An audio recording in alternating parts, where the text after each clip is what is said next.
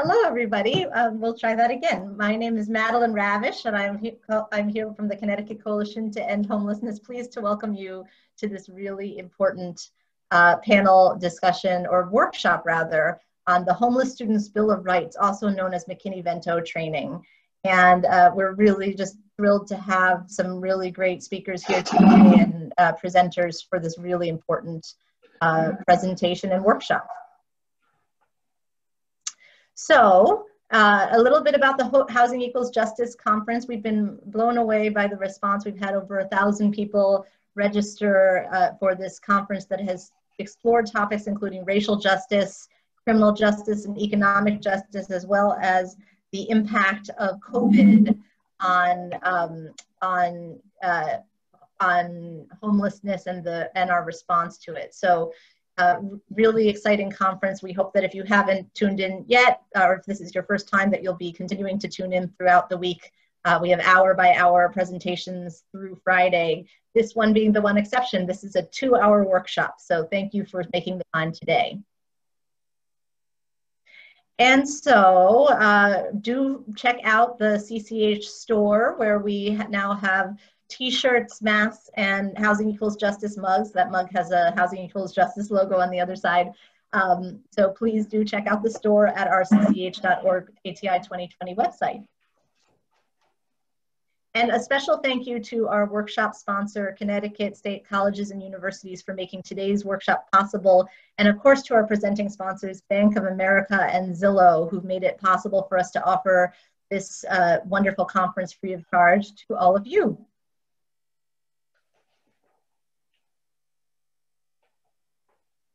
And so with that, I'm pleased to turn the stage over to Louis Tallarita from the State Department of Education and Carl Asikainen, who will introduce what we're going to be doing here today. So thank you so much for joining us.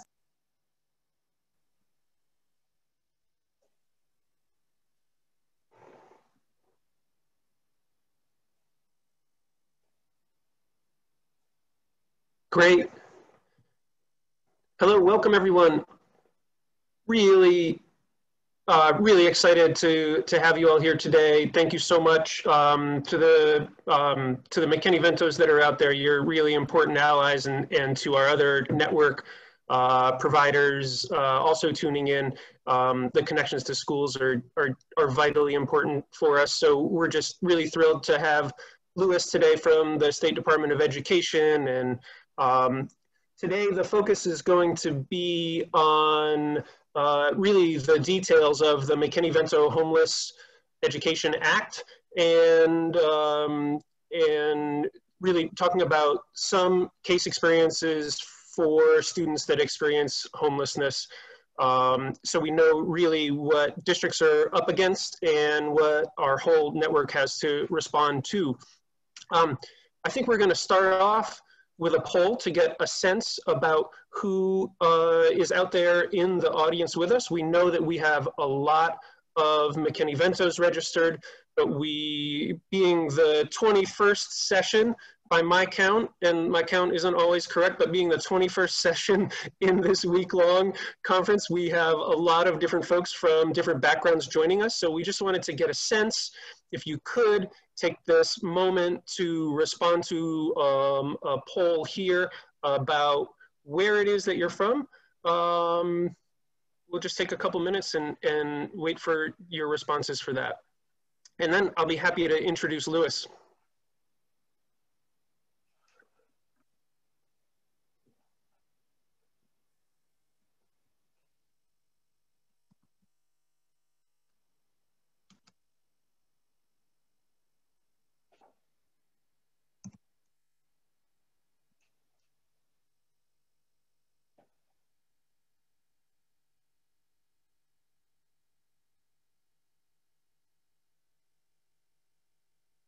So it looks like, thank you so much for the respondents here. It looks like we have about 60% of you are from a housing background or a housing service background. So perhaps part of the coordinated access networks or part of the youth engagement team initiatives. There's about 20% of you from educational districts. We have nearly 20% from other, trying to see the detail here, from other crossover agencies. There's about 4% of some students here with us today. That's fantastic. A few representatives from religious organizations who we thank you very much for being here, offering these backbone supports to communities and districts, trying to make sure that there's spaces for young people to keep learning, and about 2% too. I might have gone over 100, excuse me, and about 2% from government statewide employees. And thank you so much. About 90% of the attendees voted here. So fantastic. I think that serves the purpose, Louis, but let me take this opportunity now to really, oh, there we are, perfect.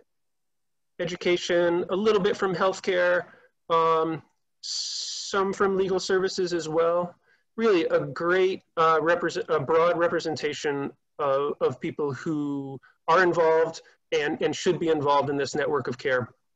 Let me take this opportunity, though, the polling is closed, and I'll take this opportunity now to just introduce Louis Tallarita, who is a colleague and a partner from the State Department of Education. Louis is the educational consultant with the Connecticut State Department of Education and is the McKinney-Vento State Coordinator for the Education of Homeless Children and Youth Program. Louis is a tireless kind of force here and sits with us and many of our member agencies on work groups, and is active right throughout the state, responding to the needs of McKinney-Ventos and training broadly. And so really happy that the ATI this year coordinated or linked up with this annual training that Louis provides each year. So just really thrilled to have you here, Louis. And I will call out as well a couple of McKinney-Vento liaisons for districts. Just fantastic folks. Emily Ross from Killingly Public Schools up here in the Northeast corner. Go Northeast. And Michelle Anderson from EdAdvance in the Northwest corner. And so thank you to both of you for your outstanding and historical work connecting kids with resources to keep them engaged in school. So without further ado, please welcome Louis Tallarita. And again, I would implore all of you to put questions in the chat box or the question and answer box below. We will be screening those and responding to these kind of throughout the presentation today. But we're also recording this presentation, so we will have your questions kind of recorded for future use. And I just want to please implore you to utilize those facets of the presentation today. So Louis, please take it away. Thanks, Carl. Can you hear me? Yes. All right. Thank you very much. And thanks to the Connecticut Coalition for giving me this platform as part of their annual training institute. It is very much appreciated. And thank you all who are out there for joining us here today. I look forward to presenting some, hopefully what's good or valuable information to you, useful information to you, and also, certainly have an opportunity to entertain some questions from you as well. And thank you for our VIP contributors, Emily Ross and Michelle, for joining us here today as well. Whoops. Okay. So, as we get started, I understand that, excuse me, I understand that we've got a large percentage of folks that are from the housing and service end of things, but it is important as we start this discussion to think about what your understanding is, or explore your understanding of the causes of homelessness. So as we start this, I just, I point the question to you out there in the audience to think about what are the reasons why people become homeless. And certainly I think those people in the housing sector, the service provider sector, generally have a good idea of that, but maybe sometimes on the education side of things or other side of things, we don't necessarily give or get a full picture of the reasons why families and individuals do become homeless. And thinking about that, I mean, the causes of homelessness, I mean, they range and they vary. We certainly know that the lack of affordable housing, particularly here in our state, can create housing instability for families and individuals, that foreclosures and evictions, push people into homelessness. That certainly is a result of poverty and financial hardships due to economic recession and employment. And we're seeing that certainly right now, experiencing this COVID pandemic, understanding that families are certainly experiencing financial hardships as a result, and certainly could be hanging on to their housing only by a thread. Thinking about health problems that family members may be experiencing, or caring for other family members that limit their ability to work outside of the home, and creating a stable influx of finances to maintain their housing, addiction disorders, mental health issues. We know that domestic violence plays a part in this, certainly when families and individuals are forced out of their housing situation to escape domestic violence situations. We've experienced this time and time again with natural and other disasters where families lose housing because of those types of disasters that can take place. And then again, especially notable amongst unaccompanied youth or youth that are on their own, is the issue of abuse, neglect, or family dysfunction that creates a situation in which the youth either chooses or is sort of forced to leave their housing, their home situation. As a result, we know that there are barriers to education that exist when it comes to homelessness. Certainly the lack of awareness that's out there with regards to schools and other places. We know that we under-identify students in these situations of homelessness. High mobility takes place, resulting in the fact that among homeless populations, their school stability can be threatened, their education continuity is threatened. We know that poor health, fatigue, and hunger factors that impede our students' ability to learn when they are in the classroom as a result of maybe living in a homeless situation. The prejudice and misunderstanding that results or is in place in terms of understanding that families and youth become homeless and how that impedes upon their education. We know that enrollment requirements, the rules that we have set in place for students to enroll in school and stay in school can certainly become a barrier to our children and youth experiencing homelessness. And those things that are necessary to get kids in school and keeps kids in schools, like transportation, but also school supplies and clothing and other necessities that could certainly be playing a part in preventing those students from coming to school and staying in school. Well, as a result of understanding some of these barriers, there was a federal law that was put into place, originally passed in 1987. We refer to it as the McKinney-Vento Act, Homeless Education Act. It has been reauthorized several times. Most notably, it was reauthorized in 2015 under the Every Student Succeed Act. It is intended to work hand in hand with the IDEA, or special education laws, Title I Part A for disadvantaged students, and with other federal education programs. It also provides the states with funding to support some local grants and also statewide initiatives as it relates to children and youth in homeless situations. Under the McKinney-Vento Act, it's worth recognizing that it is the primary piece of federal legislation related to the education of children and youth experiencing homelessness. That's sort of, very central point to the law, provision to the law, is the designation of the McKinney-Vento liaison. So it's important to sort of start off this discussion recognizing this key element to the law. And in this law, it creates a responsibility upon every school district throughout the country. We refer to it here as the LEA, which is Local Education Agency. It's a school district. That every school district must designate a McKinney-Vento liaison, and that this person serves as that key education contact for school districts as it relates to the implementation of the McKinney-Vento Act. So they're a critical person in the school district designated with this responsibility to ensure that this person carries out the law. And that this person can certainly be a coordinator and is most notably a person hired for other responsibilities as they may relate to federal programs, state programs, etc. But they must be able to carry out the duties, the legal duties that are prescribed under the statute.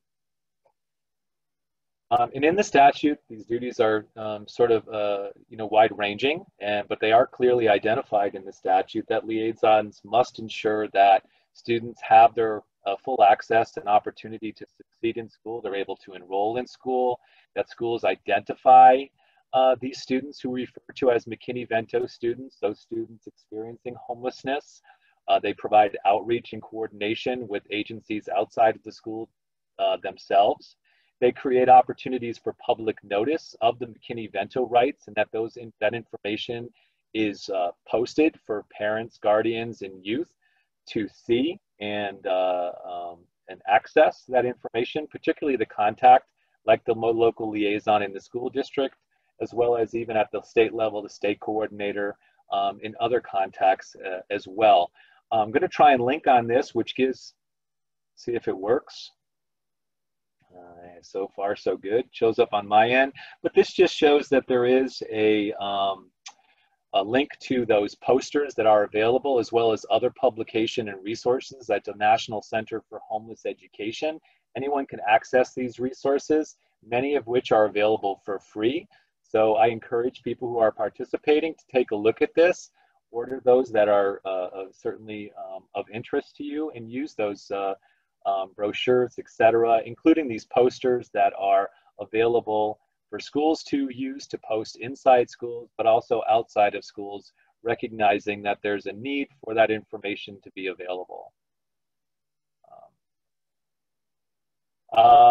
Duties that the McKinney-Vento ensures that professional development is available to other school personnel in their school district regarding McKinney-Vento services, etc.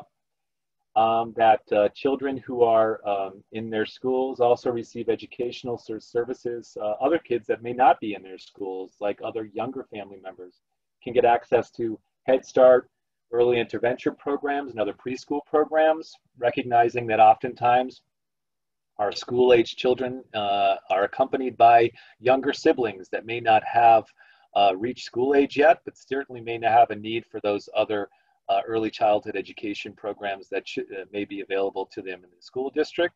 That families get referrals to health care and dental care and mental health and substance abuse, housing, and other services, so that liaisons are aware of what services may be available in the community and have an opportunity to refer families to these services when the need is represented.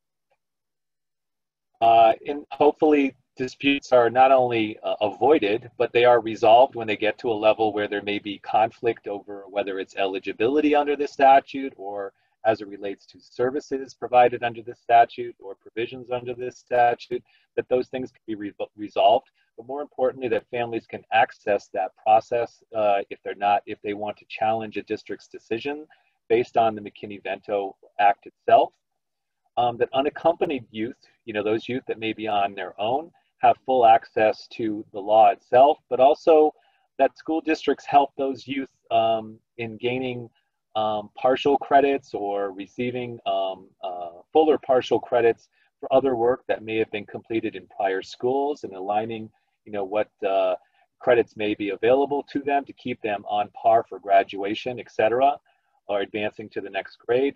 And that liaisons must participate in professional development opportunities offered to them, making sure that they certainly are aware of their responsibilities, but also have access to information that can help them do their job better. In the law itself, it does create, under the U.S. Department of Education guidance, I'm not going to link on this, but that is linked to the guidance, which talks about tips for ensuring that the liaison has the capacity and knowledge to serve in this role. And what it asks is that LEA administrators review some possible aspects of this, this role to determine whether or not the person that they're thinking about or the role that the position what they're thinking about is able to carry out the duties as it relates to the law. So looking at the legal requirements for the position or for the liaison role, you know, what data exists in the school districts regarding the prevalence and the needs of McKinney-Vento homeless students? What efforts are needed in the district to improve identification? And then also considering if there's been any past technical assistance that's been provided to the school district regarding any monitoring or findings that have resulted from monitoring as it relates to serving homeless children and youth. Okay, we're going to stop right now before we go forward. I think we're going to administer another pop quiz or a poll on this question of who is considered homeless under the McKinney-Vento Act. So we're kind of testing your knowledge as we start on this journey of examining eligibility under the McKinney-Vento Act. So just take a few seconds to answer your poll.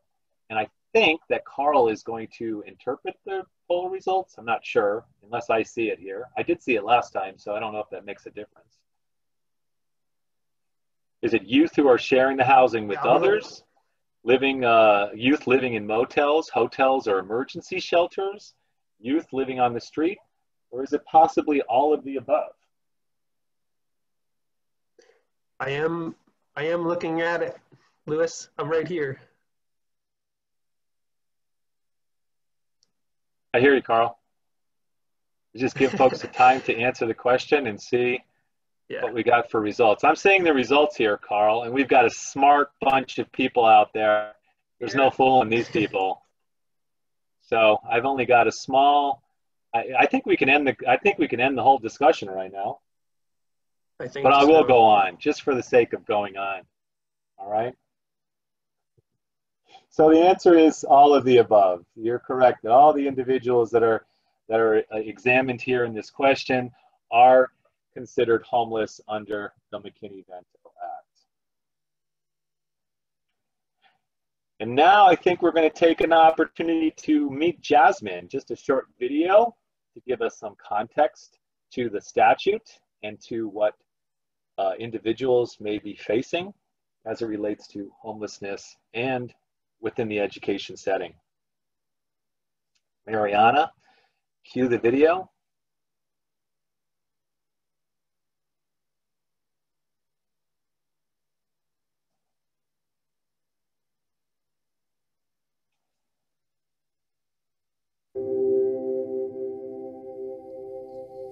This is Jasmine. She's thinking about where to sleep tonight. Guess I can't sleep on Jimmy's couch tonight. He's having friends over. Maybe I can crash on my cousin's floor again. But I was just there a few nights ago, and I know she doesn't have a lot of room. I definitely don't have money for a hotel room like before.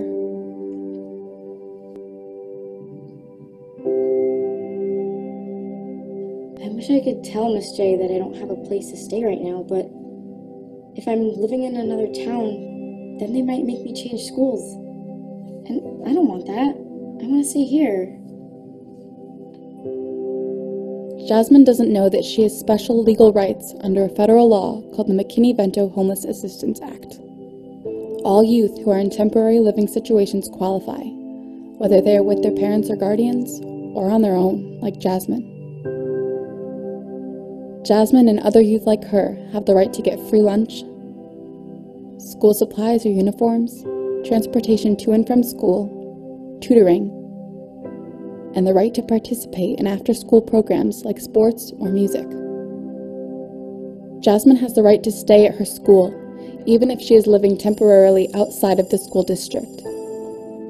She also has the right to enroll in a new school and has the right to start immediately, even if she doesn't have ID or records or parents' consent. The law says any youth living in an unstable situation qualifies for these benefits. Any temporary living place like a shelter or a motel, or doubling up with friends or relatives, or sleeping in places like a bus station or abandoned buildings or a car, all unstable living situations mean a youth has the right to go to school and get certain benefits from the McKinney-Vento law. Watch, listen, and talk to youth about their living situation. It would be a crime if no one spoke up to protect a young person's right to stay in school. Check with the McKinney-Vento liaison in your school district. This is the contact person for resources to help students in an unstable living situation. Go to this website to find your school district's liaison and to find other resources to help youth. And thank you for standing up for youth rights.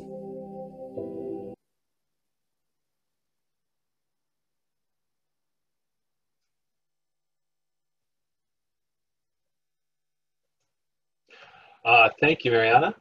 So that video gives us an idea of the variety of circumstances that can certainly be taking place in a youth's life as it relates to their education and how that impacts their education. I also want to point out that those videos are available for your use. I mean, I know that the Connecticut Coalition houses those videos on their website or access to those videos on their website. So I encourage you to take advantage of those videos and use that as an opportunity for promoting awareness. Okay, so looking at eligibility with who is covered. So the law does provide us with a definition of who is homeless under this statute. And it essentially points to individuals who lack a fixed, regular, and adequate nighttime residence. It then goes on to discuss a variety of different circumstances, similar to exactly what was taking place in Jasmine's situation. Sharing housing, we often refer to as doubled up. Important to know that it's due to loss of housing or economic hardship. Also living in motels and hotels, trailer parks, campgrounds. Again, it's due to the lack of alternative or adequate housing. Also living in emergency or transitional housing. Living in other public or private spaces that aren't, typically designed for humans to live in, and living in unsheltered situations, such as living in cars and parks or abandoned buildings, substandard housing, bus or train stations, etc. So it provides us with some examples of situations that children and youth may be considered homeless.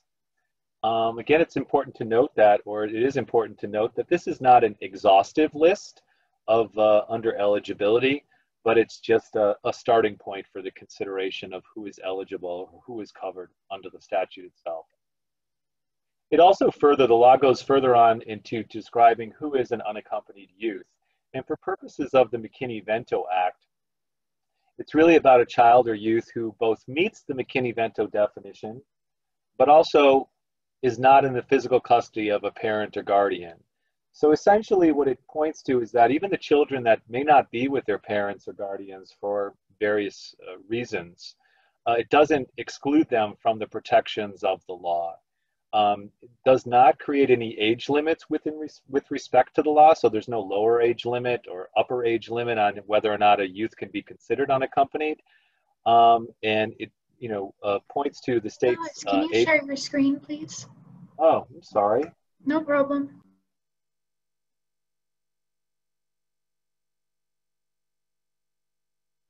Is it shared now? No, it's not. Is it now? Oh, now it is. Yes, thank you. All right. Well, luckily I haven't gone too far ahead. I don't know how long I've been sharing with you. And it also points to the state's age limit for public education in considering the unaccompanied youth piece, and that youth can certainly be considered under this unaccompanied homeless youth definition, and that's regardless of whether or not the youth was forced to leave home or whether they chose to leave home. So I often get that question that's posed to me. Well, the youth chose to leave their home, so why should they be considered homeless? Well, they should be, the eligibility should be entertained based upon their living situation, not based solely on the fact that they may have chosen to leave their home situation. So it's important, especially with regards to unaccompanied youth, to consider a large ranging or a variety of reasons that are thinking about what that youth's current living situation is. And we'll examine that a little bit further because we're going to think about how to go forward in determining eligibility under the statute. This just points, these links here that I have are just an opportunity to share with you some of the data that it relates to eligibility. I see. This just creates a state-by-state profile, but as you can see nationally in 2017, the last year that this was provided, it shows that over 1.5 million children and youth were identified as experiencing homelessness who are also enrolled in public school districts. And our own Connecticut data can be linked as well, which provides a snapshot for Connecticut purposes. For this reason, the 2017-18 year, you can see over 5,000 students identified. It also goes on to show what the subgroups on homeless children and youth are, but also the primary residents, nighttime residents of youth throughout these years. And as you can see in this green area, that is where we predominantly see most of the students that are experiencing homelessness and identified by school districts in our state in those doubled up or sharing housing situations. Louis. Yes. I just want to call attention to, we just have a good question about this and I think you might be moving to this, but there was a question about talking about the HUD and McKinney-Vento definitions differing and how they define homelessness. And I know you got a little bit into that content with the McKinney-Vento definition, but do maybe want to go over that detail just a little bit more? Sure. Well, I mean, I wouldn't consider myself in the definition, you know, an expert in the definition under HUD, but I can say that the education subtitle goes further than what the HUD definition for families or youth that may be eligible for services. And so for education purposes, we use this definition. This is a more, you know, from our perspective, a more inclusive definition of the experiences that families and individuals, youth may be experiencing, and the creation of opportunity to make certain that those students can still stay within their schools, and we provide immediate enrollment and educational stability for these students. So it is more expansive than the HUD definition. What does that mean?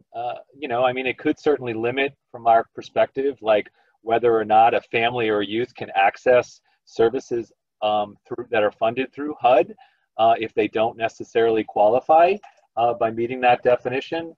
But from our end, it shouldn't, certainly if those individuals don't qualify for services from HUD programs, it would not limit their ability to qualify for eligibility under the McKinney-Vento Act and for other services that they are categorically eligible for. I mean, we use the education subtitle. So I hope that answered your question. So in what's that? Good. Nope, that's in determining eligibility. So we ask school districts, you know, certainly to examine some eligibility as it relates to homeless students and looking at the definition. And insofar as, you know, determining some ground rules, this is sort of how we look at, you know, a process by which a student situation could be examined, and that eligibility should certainly be considered, and hopefully that eligibility determination will move forward. So we ask that the use of fixed, regular, and adequate be a guiding principle in making those eligibility determination. And if you find that one of those three things, the fixed, the regular, or the adequate, doesn't necessarily, you know, come up as being present for the family or the youth situation, it's likely that that youth or child should be considered in a homeless situation. It's important to recognize that these determinations of eligibilities are made on a case-by-case basis and looking at each of these living situations separately for children and youth, not sort of just creating this blanket sort of eligibility criteria, but we know that situations vary, and the reasons why families become homeless vary, and that taking all these things into consideration, it's important to, you know, point back to the individual nature as it relates to those eligibility determination case by case. In some instances, we know that the determination will be clear cut, while in other cases, it may require further inquiry, and then ultimately the opportunity, or then the responsibility of the school district to render a decision as it relates to eligibility. It's also important to understand that, again, as I pointed out when we went over the definition of who is homeless, that the list that's provided in the law is not exhaustive, and that it just provides some common homeless situations, but we may be asked from time to time to explore situations that don't clearly fall within the perimeters that the law talks about. We want to ensure that when districts are going out there, that they understand that the student's living situation and confirming details about that should certainly be grounded in sensitivity and respect, and certainly privacy should be considered as well. We want to know that that school districts are certainly keeping the academic well-being and best interest of the student in the forefront in terms of making these eligibility determinations that ultimately hope to preserve their space or their enrollment in school based on that eligibility. There are some documents that are available to help sort of go through this process, so I encourage you to use these links. They're available at the National Center for Homeless Education. These two issue briefs are very well put together. One on determining eligibility, sort of following the same principles that we're guiding here, but also on how the schools can go about or should go about in terms of confirming some of those eligibility details for purposes of implementing the law itself. Most notably in the law, we talk about always pointing back to that fixed, regular, and adequate piece. However, the law does not provide a definition for fixed, regular, and adequate. So we kind of just point to other more common definitions to help guide us in that language. Whether that comes from Webster's dictionary or whether that comes from other legal dictionaries, there should be something that can be pointed to in sort of like examining what fixed, what regular, and what adequate may mean in a situation. These are just sort of common Webster dictionaries as definitions as it relates to these words, fixed, regular, and adequate. Ultimately, thinking about this question, can the student go to the same place every night to sleep in a safe and sufficient space? It's a good question to help guide that discussion of eligibility. No definition, again, in any federal, that I'm aware of, a federal definition, certainly not within the McKinney-Vento Act, of what adequate versus substandard housing. So we kind of evaluate that based on sort of community norms. Some common indicators may be looking at, does it meet local building codes? What about the indoor plumbing, or unsafe electrical service, or non-working electrical services, or no kitchen in the place, or where the family may be living is in a condemned building by government agencies, and whether or not the situation may be considered overcrowded based upon occupancy guidelines that the local officials may have on record. Other considerations could certainly be the legal occupancy issue, and to whether or not, in particularly as it relates to youth, but also with families, whether they have any legal occupancy to that place that they're staying temporarily, or could they simply be asked to leave at any moment? That's an important thing to consider in making these eligibility determinations as well. So if we look at a step-by-step process in this determining eligibility, step one would be getting the facts and talking with parents, talking with youth about what their living situation may be. Important you keep that conversation positive and supportive. Thinking about even revising some of the registration or adopting registration forms that may get to these questions, being prompted by the forms themselves, and sort of what some of the, upon registration or enrollment into a school district, some of the questions that might be asked, certainly not, are you homeless, but asking more about what their living situation. Are you currently staying with someone temporarily because you recently lost housing? Some guiding questions of helping the schools examine whether or not there may be factors involved in this child's life that may lead to eligibility under the McKinney-Vento Act.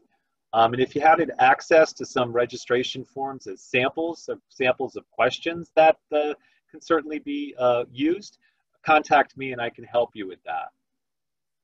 Also then analyzing the facts, right? Once you get more information on the family's living situation or the youth's living situation and the primary nighttime residence, does that situation clearly fall into one of the examples that's listed in the law? And if not, right, is there another type of situation that should be examined within that fixed, regular, and adequacy that's posed by the definition itself? And then step 3, think about, is there other additional input that would be relevant in this determination process, right? Contacting other local liaisons, you know, throughout Connecticut, neighboring liaisons that might have more information about this family's situation, and asking for additional input there, or from me, contacting me regarding helping guide that determination process as well, right? I should, you know, point out that I'm unlikely to tell you, yes, this student is categorically eligible, because those eligibility decisions belong to the school district. The school district needs to be able to examine eligibility and come up with a final decision on that they can stand behind. They're the ones that are going to be asked potentially to defend that eligibility decision. So while I certainly can provide input into that process, you know, in some cases there may be gray area in which the school district's going to have to make a decision on their own, ultimately. And then even from the National Center for Homeless Education, we have a hotline available to pose these kind of questions that may come up in the eligibility process. Do you have any questions out there, Carl? Yeah, we do actually. We have a question here that just came in about this, about how do you get around the culture in certain school districts that a young person experiencing unstable housing or homelessness is a family issue and not a homelessness issue? I don't know if I entirely understand, but around the culture of, could you repeat that for me?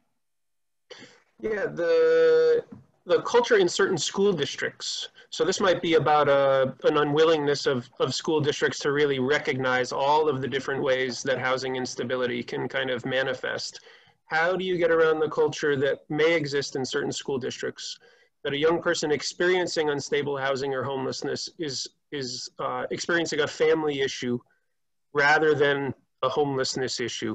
So it might be like splitting a little bit of hairs there, but this just could be talking about the differentiation between school districts and about what homelessness might look like and how willing they are to recognize it. Yeah, well, I think that there's opportunity always for raising awareness within the school district itself, within the schools themselves. The liaison's role, in working to, raise awareness amongst the liaison and other school personnel on terms of what the type of situations that youth are exploring. I mean, the family dynamic is important to consider in this whole thing, like what's happening at home. As I mentioned, like whether or not the youth chose to lose home or leave home, as opposed to leaving it because of a situation involving neglect or abuse, etc. But it's really ultimately about where they're living now, the primary nighttime residence. Is it fixed? Is it regular? Is it adequate? It's not, relatively speaking, about their choice to leave or they're forced to leave. While that's important to consider in the equation, right? It's a factor or factors.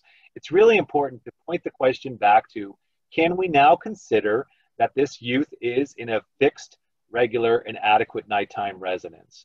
And so, I think it's, again, leading back to the definition of homeless and trying to come up with something that's supportive of that student's choice to leave their house. And at the same time, really thinking about how are we going to support the continuity of this youth's education in the absence of what's taking place at home. And maybe there'll be an opportunity for the school or for others in the community to sort of intervene and sort of work on that family dynamic and get that youth back home.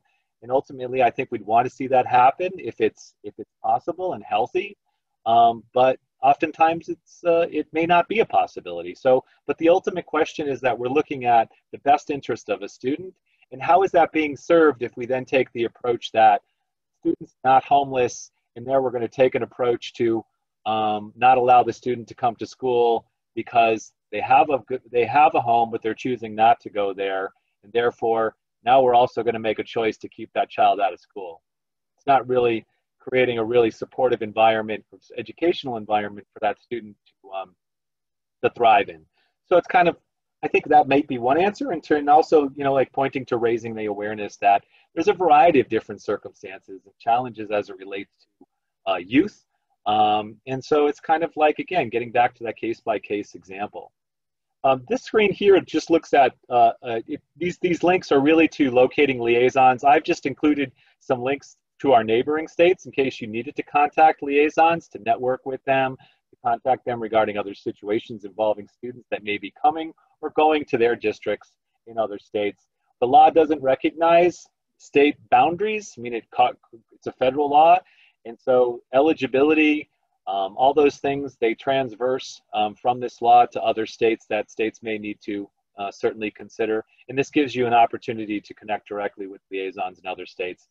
As well as what we're finding out right now during the COVID pandemic. We could be working with states as far away as Georgia, South Carolina, Florida, and actually preserving school stability for those kids right back here in Connecticut while they're learning virtually. So it's actually, you know, important to recognize, again, that that this law doesn't really recognize the boundaries of states as it relates to eligibility and the provisions that are, you know, afforded to students under this law. Okay, this is another pop quiz, and I think we could take this and move forward with it, and maybe right after, I think we can take a quick break. But here's the question. All school districts have the responsibility to identify or locate children and youth experiencing homelessness. Is that true or false?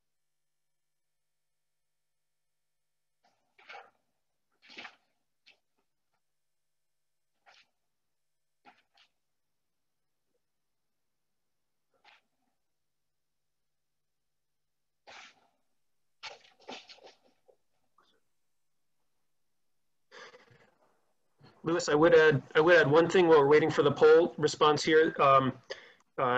Some content, some great content you just had about educating or providing forms for local district registrars. And I just would say, like, we try to work, of course, with McKinney-Vento liaisons within the district. Registrars are also someone who's going to be seeing, like, the details of families applying. But, you know, we also try to expand the network of contacts that we have in any school district to include guidance counselors and social workers and the lunch food service folks and transportation directors, et cetera. But your point's really well taken about, particularly for registrars, they sit in a pivotal position to really judge about young person's connection to the district. Thanks, Carl. So here we go. You are correct. All school districts do have the responsibility to identify and locate children and youth experiencing homelessness. But certainly what we know is that this can certainly be a challenge for school districts to work with, right? So, because why? By looking at a student, can you actually tell that which one of these students is experiencing homelessness? Probably not. But we know that identification is a, you know, first step. We know how important it is, and not simply certainly that we're just looking for the data, right? We do want to know how many kids are experiencing homelessness from year to year, right? But the importance of identification is to ensure that these children are given the supports and services that they need, right, that they're entitled to in order to ultimately get student success, gain student success. Here we go with another video where we'll meet John.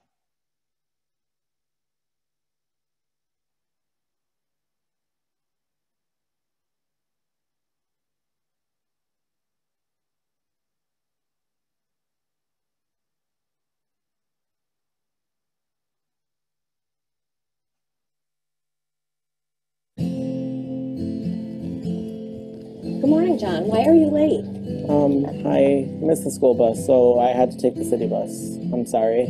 Okay, this is the 4th time, so you're going to have a Saturday detention. Here's your detention slip. Hey, John, what's up? Where have you been? Why haven't you been at rehearsals?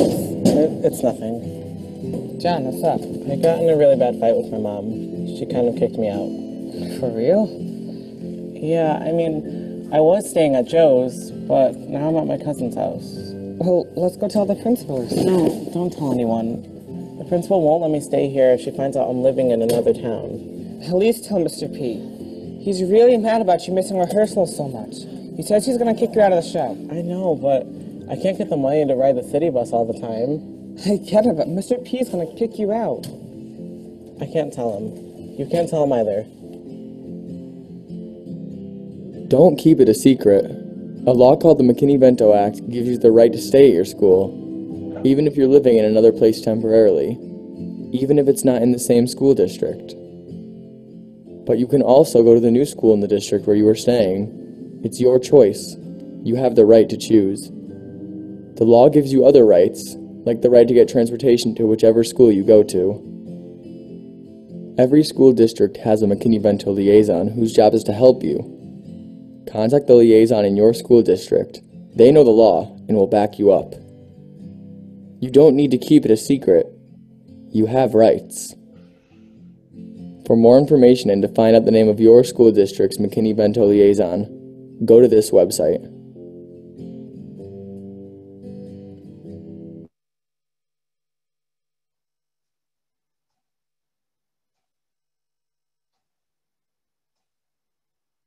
All right, so as we can see, it can certainly be a challenge in terms of school districts identifying, right? I mean, in this case, there probably was an opportunity for that school secretary level to say, yes, you're late, but John, this is the 4th time. What's going on? What's happening? Why are you missing the school bus? Why are you trying to get here on your own now? So missing an opportunity to sort of examine the reasons as opposed to just kind of dealing with the problem of him being late or the reason, the actual lateness, and then providing a detention, which certainly not likely to help the situation as well. So that certainly leads to the discussion of what are the barriers to identifying. So we know that there's social barriers where, whether it's youth or families, they're not likely to just move forward to identify their housing situations out of fears or misnomers or whatever it may be.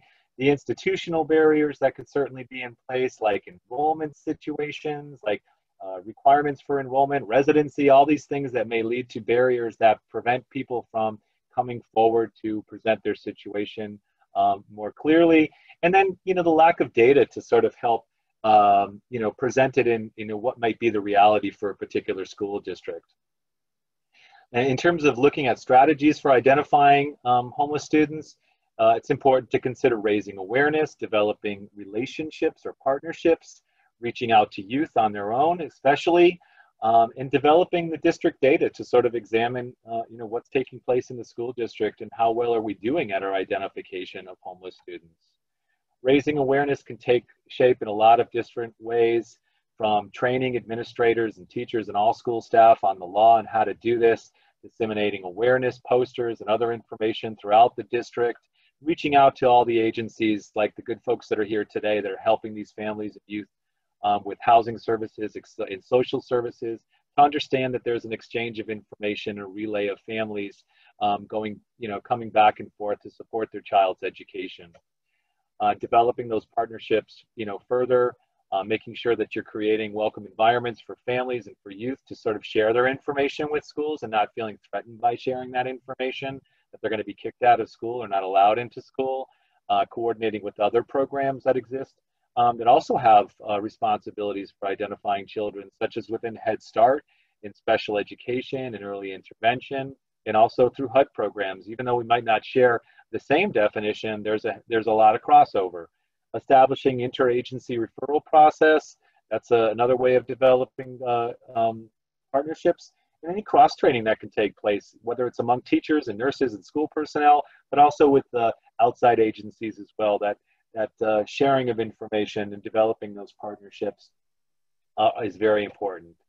And then reaching out, ensuring that children and youth can see that the school is a safe place to disclose what family challenges, like for John's situation, that he might have felt more comfortable disclosing what his challenges were, what the barrier may currently be. Using social media to reach out to youth, right, to create awareness for them amongst the McKinney-Vento law and the importance of keeping them in school, and working with community programs to outreach that information as well. You know, who's in the community providing what types of services in the shared population. And then again, getting back to developing the data, it's important that the school district takes a look at their data to understand, you know, what are the red flags? Is there no or low reports of homeless students year after year after year? That could be a red flag, right? Lower than average comparison rates, you know, as it may relate to their free and reduced, those children that are living in poverty, you know, that could certainly raise a red flag when you've got a higher percentage of students with free or reduced meal eligibility, and yet we're coming up with very low numbers of homeless students.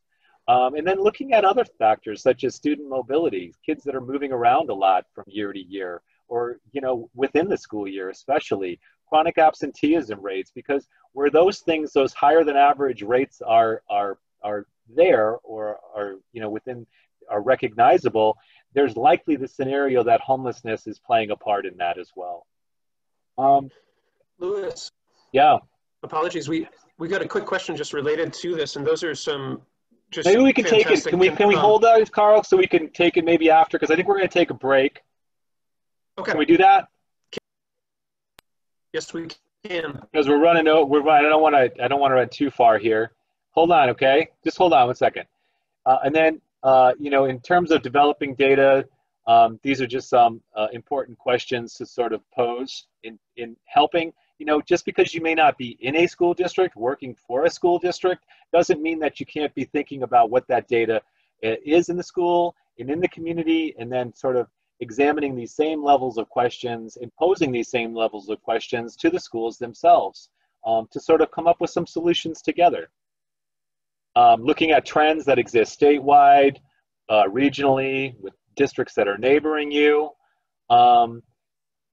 Well, let's take that question. And then I just want a quick share from maybe Emily on something that you might want to share with us, Emily. Carl, we'll take your question first. Okay. Okay.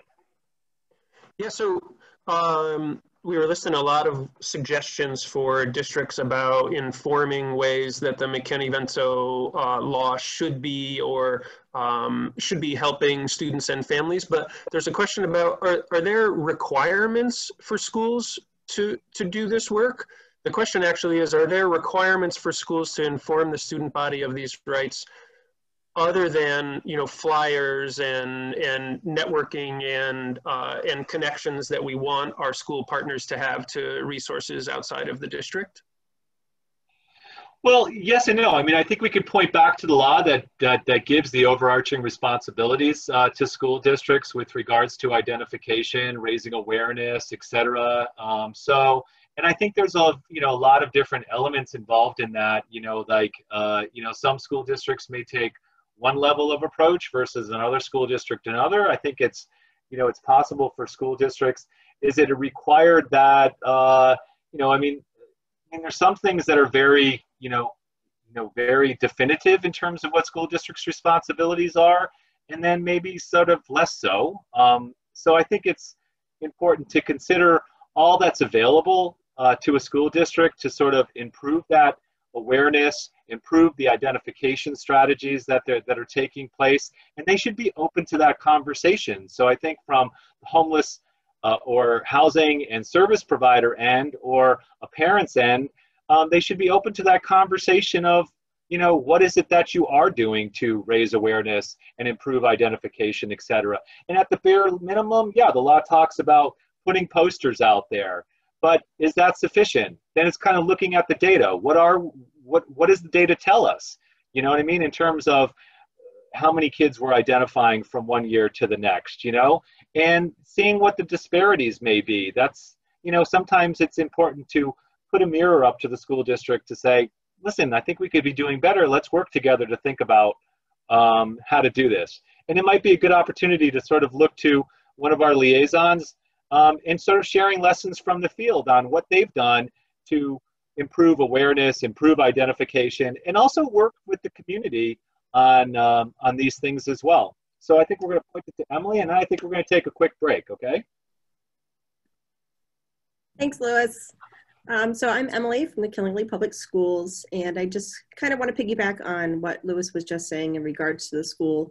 A lot of those videos that we've already seen are examples, are great examples of what we see in unaccompanied youth, and those are actually, or were created by a Connecticut town, and we in Killingly, as well as our regional towns, use that toolkit that they have created, which you can find online. It's was created by the Meriden Public Schools, and it's a phenomenal resource. We actually share that during advisory group, where we have a little breakout session afterwards where there's questions and answers. There's a poll that goes out, and also followed by a student family housing questionnaire. And we do those questionnaires both at a family level as well as an individual level. So in our high school, students are given that individually in case they are experiencing an unaccompanied youth status, as well as the families in case it's a whole family homelessness. But the toolkit is phenomenal. I would be happy to get that link out to anybody that would like to use that. We've seen a huge success in Killingly, as well as, like I mentioned, our regional towns. Killingly is a very rural town, as well as the ones around us. So we have developed a regional approach where 6 of our towns basically use the same format, the same guidance and paperwork, so that we keep everything streamlined. Great, thank you, Emily. And thanks for, mentioning the toolkit. I'm pretty certain that that's available. Yeah, it is on the Connecticut Coalition to End Homelessness, or at the Connecticut Coalition to End Homelessness, and certainly contacting me, we can get you in touch with that toolkit. That, again, you're right, it was created through the Meriden Public Schools, along with those videos to accompany the toolkit. We've revised it, at least notably once. So great, something to encourage school districts to pick up and examine and utilize, and gain from the success from other school districts as well. Yes. So I think we're just going to take about, I don't know, maybe we're kind of running a little over, so maybe we'll take about 5 minutes, come back here about 2:11 to start again. People can kind of go out there and get a cup of coffee or get a glass of water, or do what you need to do, and we'll come back here and start up again. Still got some good information to share with folks.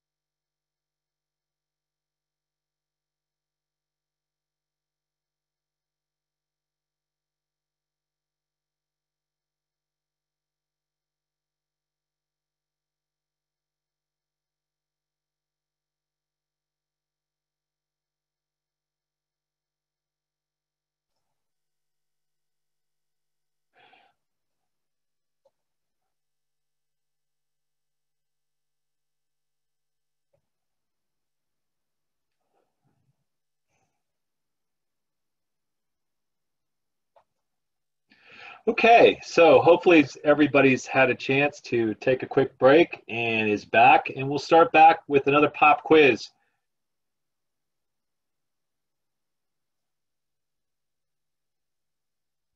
Our pop quiz number 4. What does the McKinney-Vento Act provide?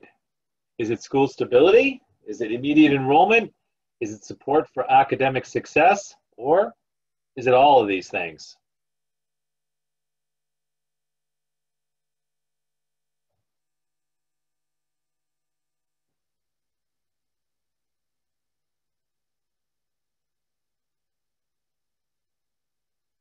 So hopefully everybody's taken an opportunity to give an answer. So far, you guys have been right on the money.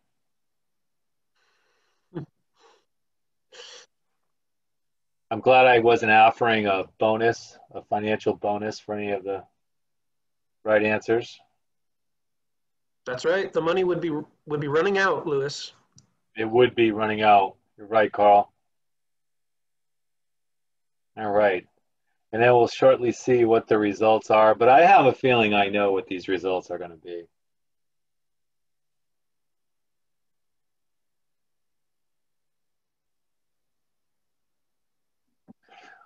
Yep, that's what I thought, right? It is all of the above. So certainly the people that that answered school stability and support for academic success are not wrong, but it actually is all of the above. It requires and provides all of the above to students experiencing homelessness and more. And we're going to go through some of that. I think we're going to skip meeting Isabella for now. We're going to jump right back into the presentation. If we have a time, we'll go back to meeting Isabel. And I think it's important to note as we start the conversation of the provisions of the law, you know, some of the details, that during this COVID-19 pandemic, there are no waivers to this statute. There's nothing been changed with regards to how it's being implemented. While how schools are providing educational services may change and have changed, right, from virtual to hybrid versions to some in-class learning that's still taking place.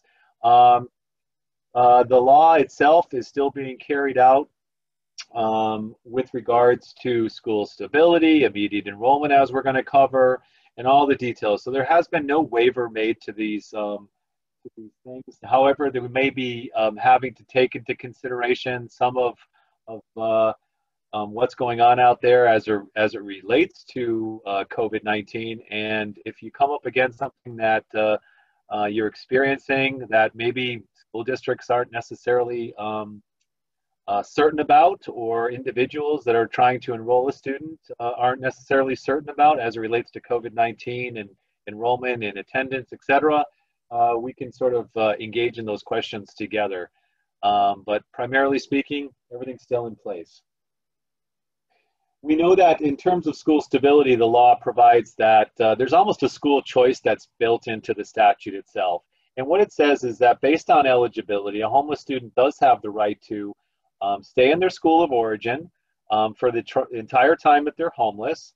And it actually can go further than that, which is to the end of the academic year in which the student becomes permanently housed. It also talks about a choice that when a parent or a youth opts out of that school of origin, they're saying we want to go to school here now, right, in the school that we may be living, it affords them an opportunity to do that. So they can go to school in the school that other children in that same living area are eligible to go to. So again, it's sort of a school choice provision that's been built into the statute. School of origin is defined in the law. It talks about the school where the child attended when permanently housed, or the school in which the child was last enrolled. And this does include preschool. So we're talking about if the school district's offering 3- and 4-year-old preschool, that's included in school of origin provision. It also points out that there are, recognizing that feeder school patterns exist out there in which a child may be going to, let's say, elementary school this year, but next year they're going to the middle school. Is that technically school of origin? Well, it points out that yes, it is. If the student's homeless and entitled to the school of origin provision, then they can consider that next school, the feeder school, that the child would generally have been going to had they not become homeless, right, or had the, something not changed, they have the right to extend school of origin to that as well. I hope that makes sense, because can be a little complicated. In determining best interest, it talks about presuming that keeping the student in the school of origin is in the student's best interest. And that's sort of like, it's always supposed to start in that conversation. School of origin is considered in the child's best interest. And as it states in the law, it's unless it's contrary to the request of the parent, guardian, or the unaccompanied youth. So we're always giving, sort of priority to school of origin, right? And to the parent or guardian's request, okay? And also to the unaccompanied youth's request. If they're opting out of school of origin, then we're thinking about that, that request in terms of, although it may not be technically considered best interest within the law, it recognizes that there is a choice to be made here, and that we should be thinking about, and school districts are asked to think about, whether or not it's certainly the student-centered factors that are included in a student's a situation, including, what if there's any kind of mobility that would be experienced that would hinder their achievement on their education, any health or safety considerations in that. We're always pointing back to a student-centered determination process and determining what's in the child's best interest. Yes, we know that school of origin is primarily in the child's best interest. So sometimes there's factors involved that may also need to be considered. So sometimes school districts could certainly pose an alternative to school of origin by saying, well, we don't necessarily align with how the family is determining the best interest of the student here, or how, even though the law points to school of origin as being in the child's best interest, we may be thinking something different than that, okay? And there's a way to, deal with that we'll talk about a little bit later in terms of dispute resolution. But first, it's about making what that best interest determination is for that student in particular. School of origin versus the attendance area school. Things that thinking about is the age of the child, the age of the child and what might be the impact of that child in terms of the commute. So if it's a long distance, the age may play a factor. What may be, certainly feasible for a 12th grade high school student who's in his last year of school, in which it's going to take an hour and 15 minutes each way to commute. That may be more feasible as it relates to, school of origin versus, a 4-year-old who's in a preschool program who would also have to travel an hour and 15 minutes, and that may not be considered feasible. Again, considering the age of the child, the distance of that commute, the impact it could have on that student. Thinking about personal safety issues. It's also important to recognize, the services that a child's getting in one district at this current, at the current time that they've been identified, and the need to preserve that. How long they may be, in a temporary shelter. And that's, kind of why we're always pointing at school stability or school of origin, because it maintains school stability in the absence of knowing how long a family is going to be able to stay in a particular situation. Notably, like when temporary shelters are in place, emergency shelters, there's time limits that are probably involved. And then also considering the time remaining in the school year. Those are also things that could be pointed to in terms of making those best interest determinations. So there is a process to think about there. In terms of that process, there is information, there's a tip sheet that's available and guiding that discussion on school selection. So when school and parent may not be on the same page, it may be best to sort of look at, let's examine some of these factors. School of origin versus the other school that may be involved. So it's, important to keep that discussion moving forward, and also keeping it based on the best interest of the child in the forefront, and making these case-by-case determinations that we've talked about. There's also an opportunity, some school districts have gone as far as making a checklist for decision making, and based on that checklist, all of these different factors, pros and cons, right? Thinking and examining it based on that checklist, and what ultimately a school district's going to side with what the parent's requesting or what they feel may not be in the best interest of the child. I also mentioned that the law in terms of school stability does include preschool. So it really generally equates to preschool programs that are directly administered by the local school district, right? So we're talking about, you know, for our school districts, a 3 and 4 year old preschool that may be available in the schools, operated by the schools. You know, these are, you know, programs that could be funded with LEA funds or through Title I or other program grants. But again, the primary factor is to think, is this a school district-based program or is it a community-based early childhood program? Which doesn't necessarily mean they're not entitled to that, but it can become a little bit more complicated in terms of that process of determining whether or not to support them in that program. Primarily, this is an education law that requires that governs school districts. It doesn't necessarily govern all those other entities that administer early childhood programs. Head Start is an example of that. It doesn't always, in most cases in Connecticut, it does not go directly to the school districts. It goes to other entities. But there are some things that are governed under Head Start, which could create opportunity for homeless students. So it's, while preschool is included in that, it's sometimes can become a little bit more nuanced, but it certainly should always be entertained, in that preserving a preschool space for a homeless child is pretty important, considering that we don't have universal preschool throughout our state, that not every child is entitled to preschool. So when we're thinking about preserving a preschool space that a child has or had prior to becoming homeless, we want to use what's available to us to keep that in play for that student if possible, okay?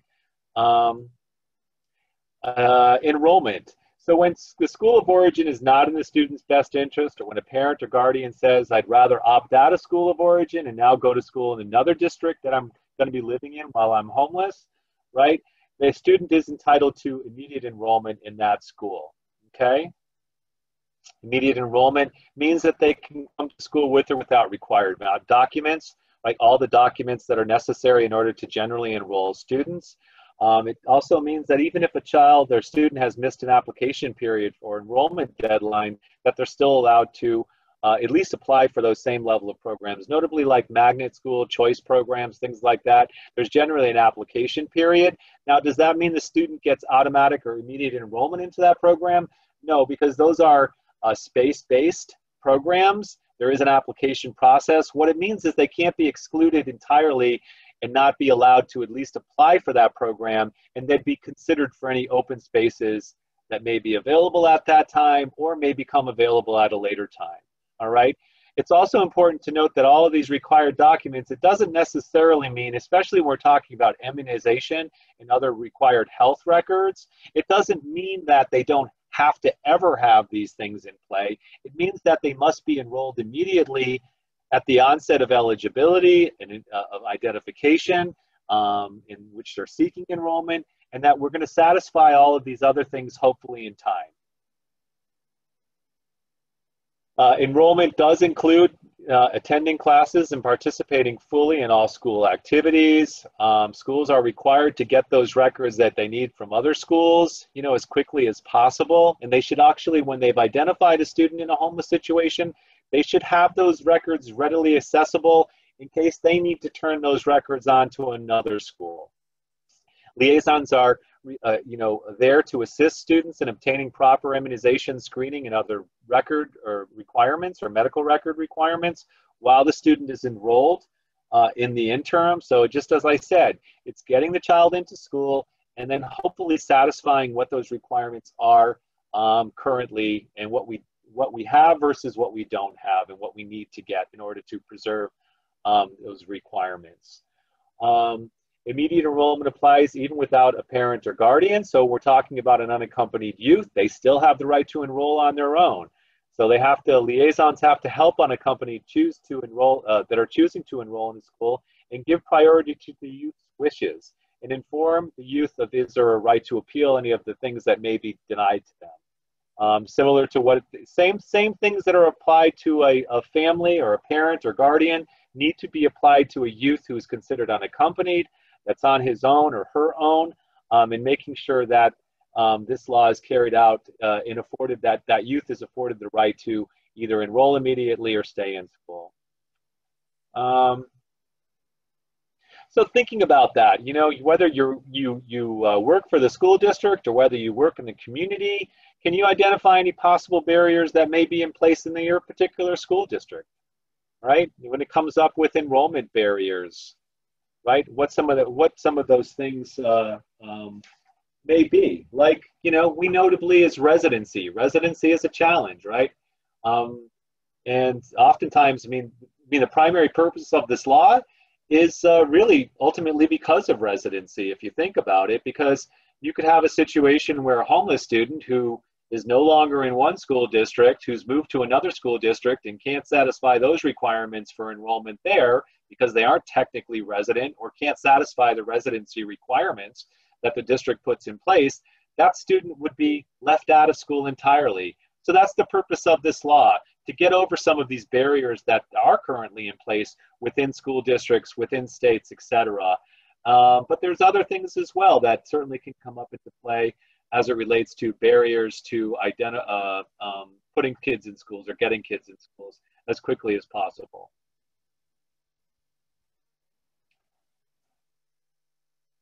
Now, as we think about, you know, enrollment, and we think about how to, you know, make sure that this moves forward smoothly, that kids are, when they're choosing not to go to school in the school of origin or preserve their school stability somewhere else, how can we help to make sure that there's a smooth transition, that the child is put into school as quickly as possible? Well, some of the strategies that we might think about are ensuring that everybody within the school district, right, everybody is aware of the law and that it is applied consistently throughout the schools. We have a large number of districts that still do school registration, right? You're required to go to that individual school to register. So there could be a variance of knowledge over the issue of McKinney-Vento and homeless students and how to apply the law, right? And then we have a fair amount of central enrollment where there may be turnover with staff. So all the people that are involved in central enrollment processes are also not trained as frequently as they may need to be or aware of what the law may say. So we want to make sure that people are trained in the law and that everyone's aware of what that law is and that the procedures are applied consistently. You know, you can deploy self-enrollment or caregiver forms as it relates to youth. So oftentimes what might be presented as a barrier is that we need a parent signature or a guardian signature. Well, sometimes there's alternative ways to satisfy that requirement, even though you can't keep it as a requirement to bar the student from coming to school. The law is pretty clear about that. You may use an alternate caregiver or self-enrollment form in lieu of what you require from other students. Speaking with parents or youth about classes that the student was at a previous school, right? Thinking about where they are in terms of their education, that shouldn't be a delay in terms of keeping a child out of school. So having those discussions and then calling people from their prior school to get information that may be able to make a better placement for the student once they do enroll in school. These are all enrollment strategies that can be taken into consideration. Building trust, being patient, ensuring that discretion and confidentiality when you're working with families, right? Establishing protocols that immediately request records from all schools, right? So that we're able to get those records as quickly as possible so we can satisfy some of these requirements right off the top, right? We don't have to worry about trying to still go down the road of trying to secure these records in the future. Many of these things can be satisfied by simply getting that information quickly from the previous school district. And then when we do certainly identify barriers, we, you know, sort of deal with that. We want to look to feel like school districts, when you can identify that, wait a minute, we do have some barriers or challenges for homeless students as it relates to enrollment. Let's rethink that strategy. Let's rethink that that procedure or policy that we have in place, and let's remove it so we can, especially for homeless students, so that we can ensure that this law is carried out effectively, especially when it comes to any outstanding fees or fines or absences. So we're not penalizing homeless students for these types of things and withholding records because they have a outstanding fee. In fact, you can't do that. That's a barrier. Getting input from homeless parents and youth, you know, on what their feedback is on how well they did at enrollment or what the challenges were for them to enroll, so that future barriers can be eliminated, and that we also want to ensure that when these children are enrolling and the youth are enrolling, that they are offered full participation in all school activities. So all the things that your school allows for and offers to students who are, coming to school there, that these things are offered to our homeless students that may be enrolling, 5 months into the school year. They shouldn't be denied access to those programs simply because they've arrived late or in the middle of the school year, etc. Okay, I don't know if you want to take any questions, Carl, do we? We have a question about how this can impact students who are in private schools, but I think you kind of answered that, but if you'd like to address that further. Well, yeah, this law does not cover students in private schools. This law is for public education. So we do, it does not govern immediate enrollment. All of these things, private schools are not required to follow this statute. It's a good question. We would encourage them to, right? But this law does not apply to them. Anything else, Mariana, before I move on? That's good. There was one. Are there any requirements for schools to inform the student body of these rights other than by flyers on a wall? Well, I think there's the expectation that they move beyond that. I can't speak specifically to anything. It's not that prescriptive, the law. I think they put it in general awareness terms. So I think, beyond, I think the minimal is certainly school posters that it talks about in the statute, but I know that we know that that's not now mostly the most effective means, right? It's an important mechanism. It may be included in those means, but there's other, like we talked about, strategies for considering as part of that overarching identification and awareness raising that's taking place in schools. And ultimately, maybe thinking broader about that when we're looking at what the data shows for your district, right? How many kids are you identifying? Because again, it's not about the numbers. It's really about, are kids who are homeless getting served effectively, and are they getting the services that they're entitled to under the law? And if you aren't identifying, then the answer is going to be no to that, right? That they're not getting the access to the services that they're entitled to. So it's our last pop quiz. School transportation is not addressed in the federal McKinney-Vento Act. True or false?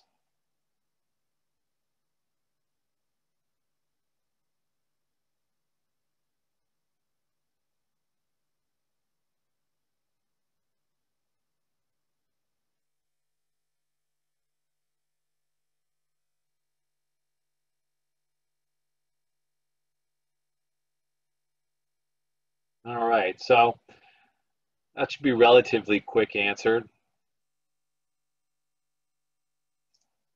Of course, yes, it is. So it is addressed. So that's the answer, of course, is false. It is specifically identified in the statute itself.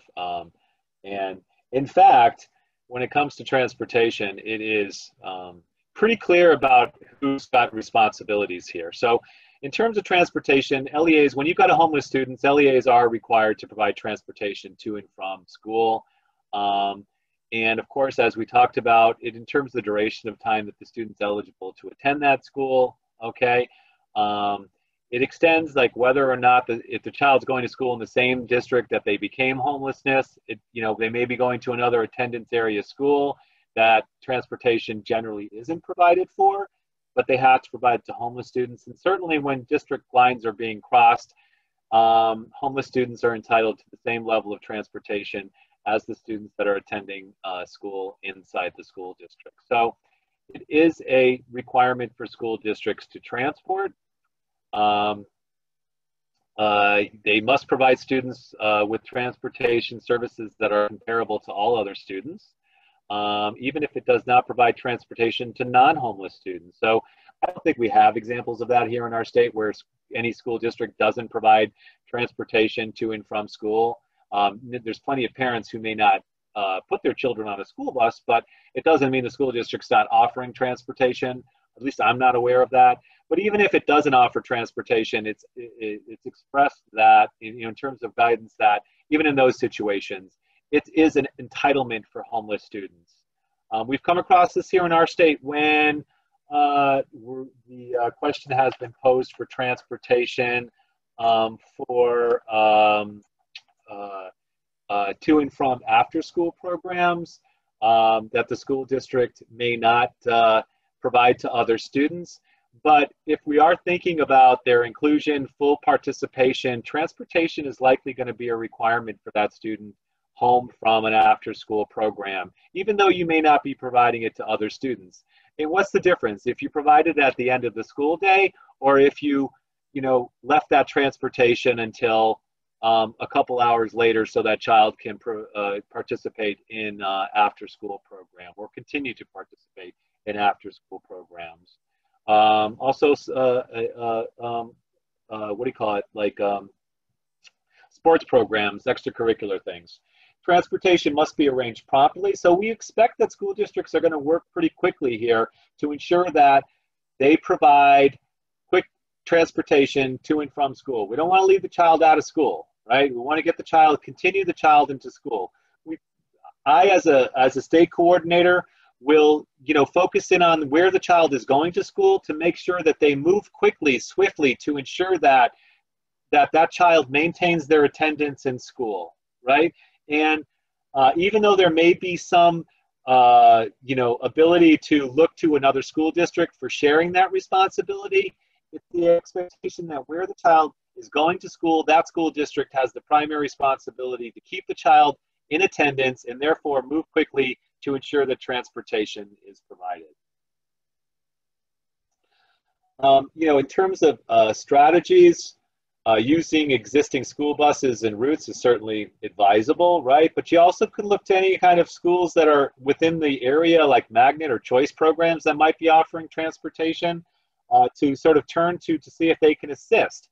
Doesn't mean it's not going to be a cost incurred for that, but is there an ability to sort of piggyback on top of existing transportation routes should always be considered.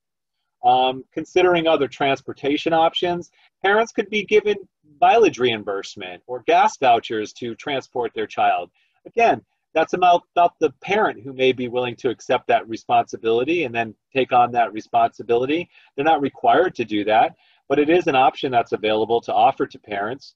Public transportation may be available, so offering access to public transportation to sort of mitigate costs. Again, that's with the agreement of the parent as to whether or not it can be feasible for them or to work with. And then developing communication links amongst liaison, school staff, and pupil transportation staff. Making sure that there's the ease of looking to each other to support the transportation and the immediate continuation of education continuity for a student experiencing homelessness. Using technology to help sort of coordinate what those transportation routes might be in place, developing formal and informal agreements with school districts when homeless children frequently cross district lines. Carpools, vans, or taxi services can be used, and providing supplementary supports with regards to early arrival or late departures in order to balance transportation options. What that means is essentially like if transportation systems need to get a child to school earlier than other schools arrive, the school needs to consider how they're going to keep that child safe during that period of time. If there's a before school program that they give them access to, then that should be the rule. Or if it needs to be giving the child access to the school with some level of supervision while they're there, they need to consider that as well. When any of these things are certainly in question or denied to a particular student, to a particular family, there is a dispute resolution process that is in place. And this is with regards to eligibility, school selection, or enrollment in a school, including full participation. When this process is invoked, it means that students are either enrolled in school quickly or they stay in school while the resolution is being carried forward. This means that parent, guardians, and unaccompanied youth must get a written explanation of any decisions that the school district makes regarding eligibility, immediate enrollment, school selection, etc. And then they should be given rights on how to appeal these decisions, right? These, if they're not happy with the decision that's been brought forward by a school. So even if you find that you got a school district that told someone they can't be enrolled, they should be advised of their rights under the law.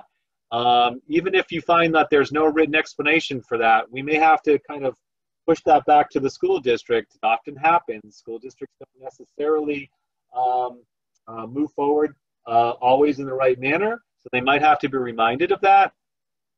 So it's important to recognize the law does require written explanation and access to the appeal decision.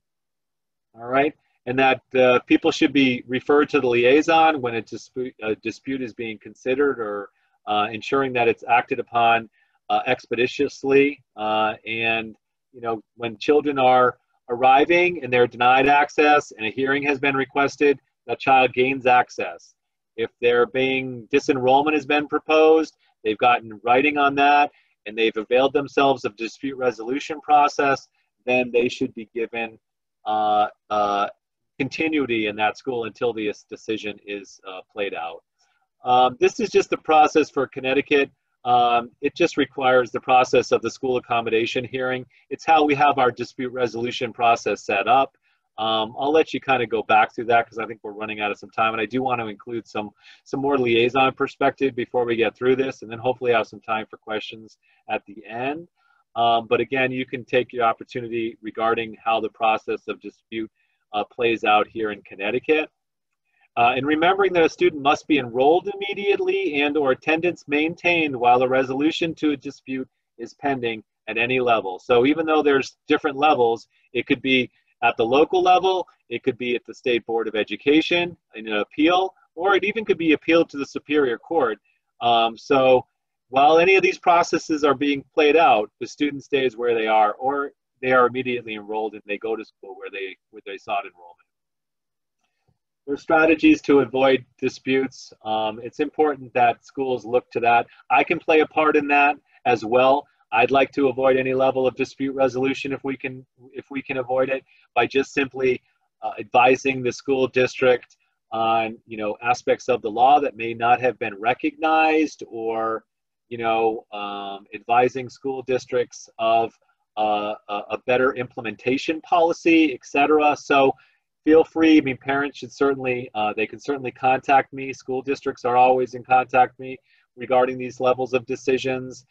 As service providers, you're also in contact with me. So if we can do some level of mediation and back and forth, right? I always sort of point back to the liaison. If the liaison has not been involved up to a certain point when I'm contacted, then I'm definitely going to try and involve that liaison in the discussion process and hopefully avoid any level of dispute if we can, in terms of formal dispute, okay?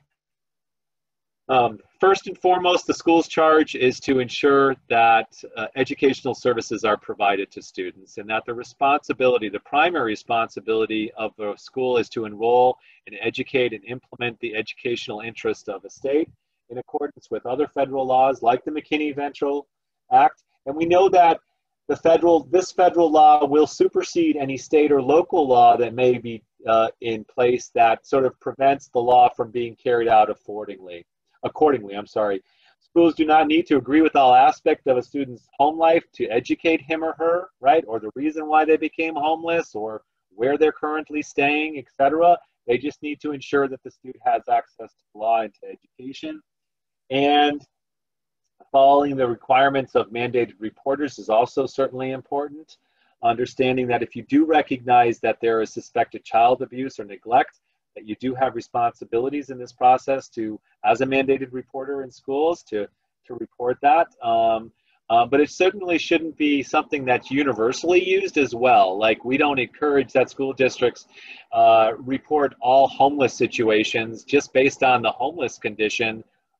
That on the surface is not necessarily considered child abuse or neglect, right? It's a housing challenge that the family may have.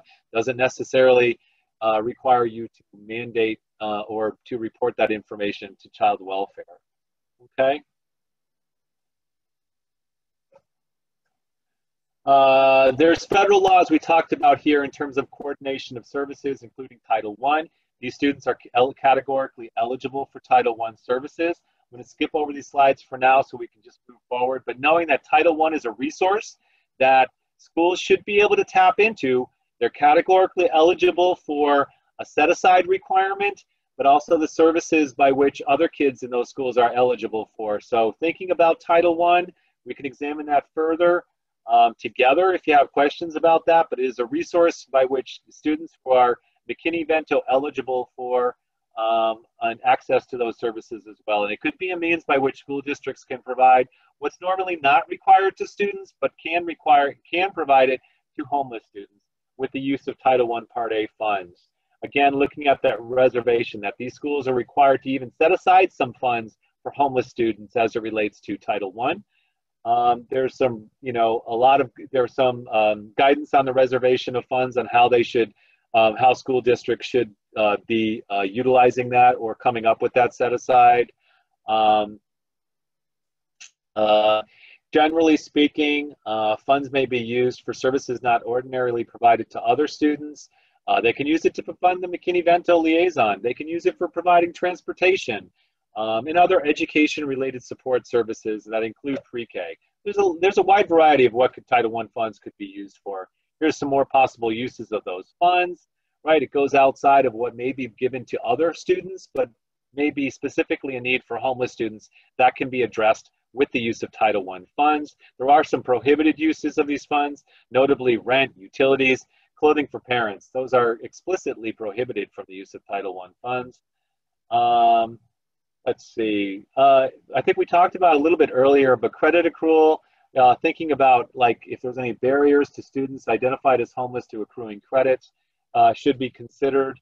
Transitioning to higher education, there's aspects of districts meaning to make sure that they're able to support, specifically for unaccompanied youth, access to the federal student aid application, and they could be asking school liaisons to provide them with verification in order for them to get independent student status in that application process. So district liaisons should be aware of that. It should be able to provide when an eligibility determination has been made on an unaccompanied homeless youth, they should be able to easily verify that in writing in order for that student to take advantage of their eligibility under FAFSA application. They're not just the only one that can provide that independent status. Also HUD or RHYA shelter workers can provide that verification. So we may have others out there in this workshop today that can also provide that verification. Support for academic success in early care and education, trying to coordinate with other early care and education programs. I'm going to skip because I want to quickly go to who we're going to lose here, which is one of our liaisons. She's got to leave our workshop. Michelle, are you still there?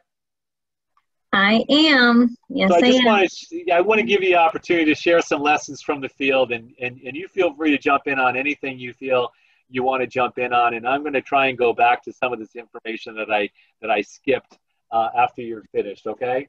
Great, thank you. And sorry, Louis, I have to jump off the call in a little bit. But yeah, a lot of what Louis said is what I do. I am the McKinney-Vento liaison for EdAdvance, which is a regional education service center. So we work with many districts, but we have a McKinney-Vento subgrant in the Torrington school system that really brings McKinney-Vento to life. And, you know, and I really liked what Killingly said, how they streamlined paperwork with all the little towns around them. And that's something that would be a really good idea for EdAdvance to engage in because we work with all the other towns. But Louis wanted me to talk a little bit about special populations in terms of McKinney-Vento, and we were on the early childhood slide. So that actually is what I do at EdAdvance. I work in the Department of Early Childhood. So we have intentionally made sure that we outreach. So we've kind of taken McKinney-Vento in the schools, but we brought it out to the community. We work with all of our early care and education programs. We work with the DV shelters and our local shelter. And when I say work with, we make home visits to the shelters right now. Due to COVID restrictions, some of that has been limited, but we have been doing Zoom meetings with shelter staff. We will screen children for developmental delays to make sure they're hooked to the birth to 3 system. So we really bring early childhood to these community partners so we can identify young children that are homeless. And in the school system, we have a homeless referral form, and right on that form, we also include are there siblings in the home, so we can look at that early childhood. So we not only take McKinney-Vento seriously in the school, but Torrington community and the greater community has really looked at early childhood as a piece of that. Matter of fact, we're working closely with the Office of Early Childhood on doing some professional development with early care providers on the McKinney-Vento law. Because again, like Lewis mentioned, unless they're an LEA preschool, they do not have to follow McKinney-Vento, but we want to make sure that families all have access to this, because chances are they have siblings in the school system. So, and we've also done some special work with unaccompanied youth. I was just recently at our local homeless outreach center with a youth that was struggling, and we were able to help connect them to our CAN. So I do a lot of work with our CAN. I work closely with all the intake coordinators. I was trained on how to do a CAN intake as well, so I know what it feels like to give a CAN intake to a youth or a family or an individual. So I think just by doing that intentional work in the community has really helped bring our McKinney-Vento to life in the school system. A lot of school employees can't get out into the community, so my role has been that community outreach. And we've done amazing things at our high school as well. We have a care closet for basic needs for youth that are struggling, and we've done those videos that Kinley mentions too in our advisory groups, and it's been a really good awareness raiser. So we love this work, and our community is very supportive of it. Thank you, Lewis. Thank you, Michelle. I appreciate you taking the time to joining us here today and offering some lessons that you've learned along the way and some of the great work that you've been involved in. So I do appreciate everything that you do. And I just want to notably talk, just briefly about, we talked earlier about, this law is designed to work hand in hand with other federal laws. One of those laws is IDEA, special education. So we know that students that, actually the McKinney-Vento definition is expressly discussed or provided in the statute in many different ways. But we also know that, when we talk about McKinney-Vento, it takes the lead, that law takes the lead for rights and services related to homelessness, while the special education or IDEA law takes the lead for rights and services related to a child's disability. So they are intended to work hand in hand. There shouldn't be anything that creates barriers or challenge to those students getting the same level of rights supported under both statutes at any given time. We also know that something very important to note under IDEA is the surrogate parent, specifically for unaccompanied homeless youth. Those youth are entitled to the appointment, or at least consideration of the appointment, of a surrogate parent to help them and guide them, specifically as it relates to special education services. Our recommendation to Liaisons is that for any youth that is unaccompanied, identified as an unaccompanied homeless youth, that at the very least, a request for a surrogate parent is put in place to the State Department of Education. That link is available on our website. You can go in this PowerPoint video that will be made available to you if you want to see that. But we do, it doesn't mean that an appointment is required. It just needs to be considered, right? So specifically, if that child does not receive special education services, it's not likely that a surrogate parent will be put in place. But at the very minimal, if there was an initial appointment of a surrogate parent, that they could examine the child's education record to see if there's a possibility that that child may be in need of further evaluation for services under IDEA. Okay, so that's an important thing that I didn't want to leave this conversation without talking about. And then another thing that I want to just point out there, and you might be already aware of this, but students who are identified as homeless under the McKinney-Vento Act are categorically eligible for free lunch. So making sure that that information is translated accordingly in school district, that parents are aware of that, that youth are aware of that, that they should have access to any of the meal programs that are available in the school district, regardless of whether they have an application on file. That categorical eligibility can be translated and from the liaison to the school lunch official or meal official, and that student be getting access to those meals as quickly as possible for which they're entitled to. Okay? And that sort of brings us to the end, but I know we might have some questions. We have a few more minutes, but I did want to take the opportunity to thank everybody out there before we leave. While too many students don't know where they'll sleep at night, we all need to take the steps that are necessary to make sure that there's a seat in every classroom to welcome them back each day and keep school in the front and center in their lives. So I know everybody plays a part in that, and I appreciate everything that you are able to do to keep that front and center. And from that, leads out to some resources that are available, but I can certainly take any questions as we close out this session in the next 4 minutes, okay? So, Louis, we have 2 new questions. One is from Elizabeth. Do Title I schools get extra funding from McKinney-Vento students? No, Title I schools do not get extra money. The McKinney-Vento grants that were administered through the agency are competitive. Title I is an entitlement program, so no school is categorically eligible for McKinney-Vento funds. Ultimately, all school districts are eligible to apply for those funds, but it is a competitive process. And we don't award money. We don't have enough money to award to all school districts that might apply. So Title I, yes, it's an entitlement program. All school districts get some level of Title I assistance, and then how they use that to designate Title I schools is a little bit different. Not all schools are Title I schools, but here's the important thing: regardless of whether a child or youth who's homeless attends a Title I school, they are entitled to the services that the district administers under that Title I program. So part of the reason for the set aside is to make sure that even if that child doesn't go to a school with Title I services, that they can get the same level of service outside of that Title I school because they're categorically eligible for it. Okay? Okay, and we have Erica had her hand up. Erica, do you still want to speak, or do you want to put something in the Q&A? And while we wait for that, we have something from Miriam, who says that they work with youth aging out of foster care and wonders if there's a reason that this law isn't often utilized to help them finish school. Is there an overlapping law that gets in the way? So this is in regards to foster care. That's a great question. That's a great question. I can point this out. Back in 2015 with the ESSA reauthorization, prior to that there was, in the definition, a part that talked about children who were eligible as homeless awaiting foster care placement. That was removed in 2015. So children in the child welfare system are generally not considered homeless. However, that doesn't mean that there's no education stability laws in effect for those students in child welfare systems.